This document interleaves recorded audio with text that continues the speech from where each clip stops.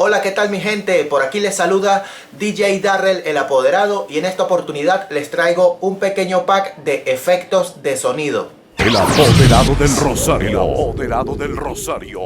Los efectos de sonido son muy prácticos, son muy útiles a la hora de hacer tus mix, tus producciones, tus videos. Yo personalmente utilizo muchos efectos, especialmente en mis intros, en mis mezclas también pongo efectos de sonido. Y en ocasiones me dejan en los comentarios que les comparta un pack de efectos. Y por eso aquí les traigo este. Espero que les guste. Estos efectos que les voy a compartir acá están divididos en dos carpetas. Una es carpeta de efectos para youtubers, los efectos que utilizan los youtubers, los más populares, e incluso unos efectos que son muy buenos, similares a los que son ya conocidos. Pero para variar les coloqué varios similares a esos efectos. Hay efectos que incluso son efectos personales que yo mismo he ido recopilando de diferentes fuentes. Y la otra carpeta sí son efectos para DJs.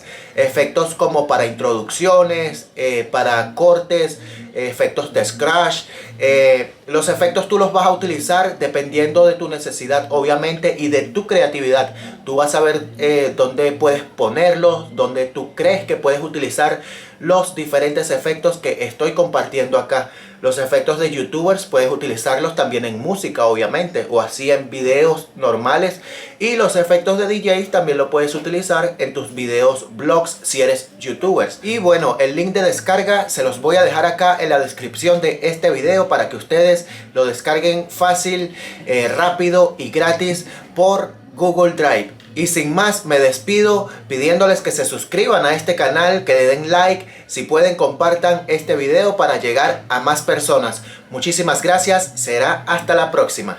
¡Hey! ¿Todavía no estás suscrito al canal de DJ Darrell en YouTube? Únete a nosotros y disfruta de la mejor música. I got a little something for you.